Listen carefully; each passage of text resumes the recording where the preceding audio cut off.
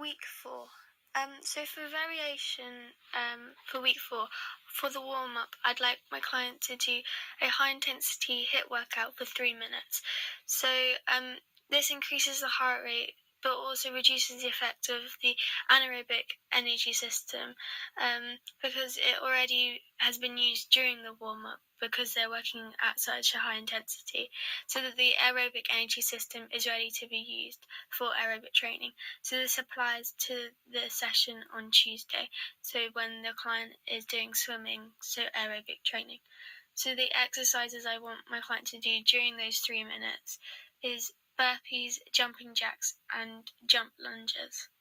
The dynamic stretches I like my client to do are walking lunges, the hamstring stretch where they lift their foot slightly upwards and they sweep the floor, and arm stretches and shoulder stretches. So the arm stretches I'd like them to do are firstly arm circles for about 20 seconds, as this stretches the arms and shoulders but also replicates the movement that they would be doing in the swimming stroke.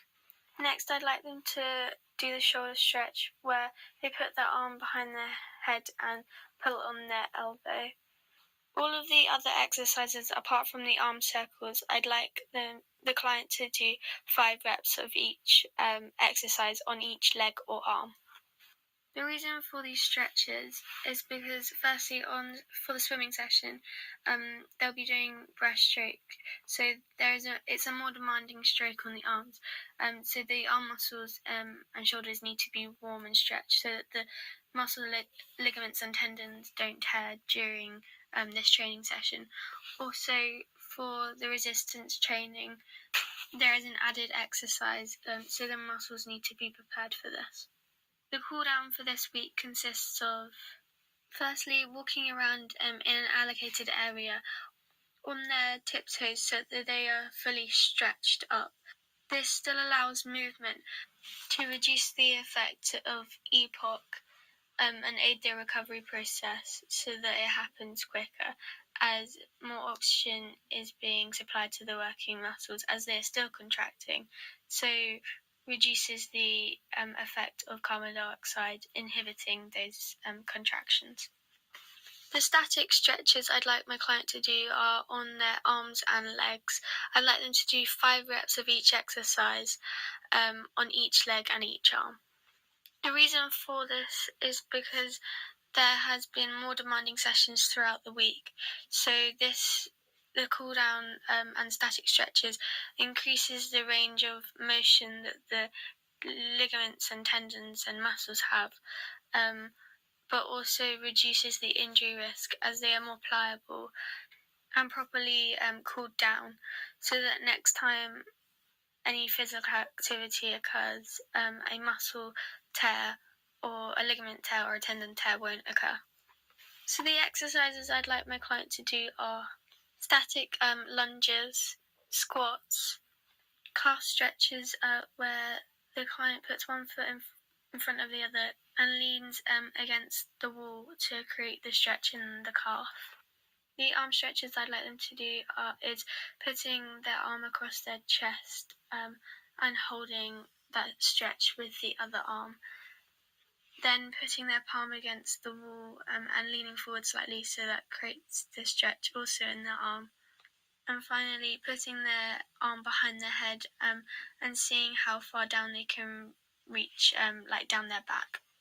The stretches on the arm help the muscles and ligaments and tendons to recover, especially on Tuesday session, as the client will be doing a breaststroke, so it involves the use of his arms and shoulders to a greater extent.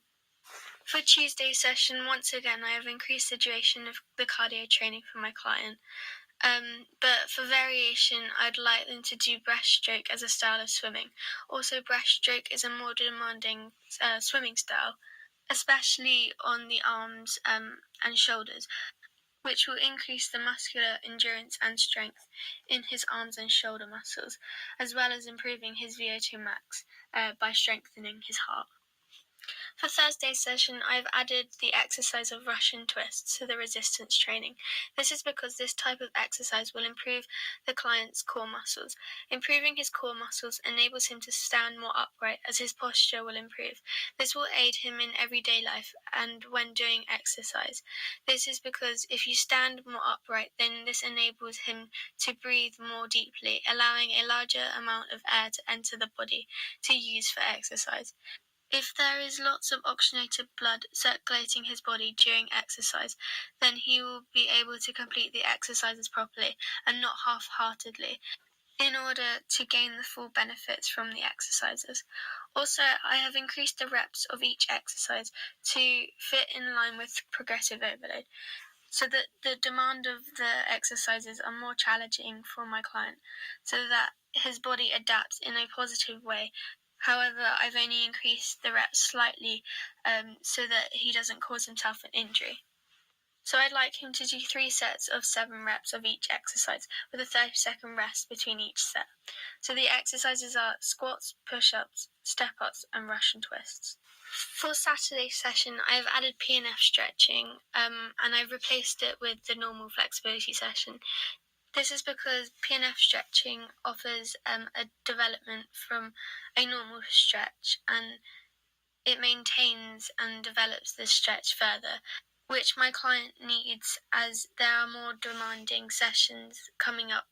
So that means there is an increased demand on the ligaments, muscles and tendons to compensate for the increase in exercises. So the first PNF stretch I'd like him to complete is a hamstring PNF stretch.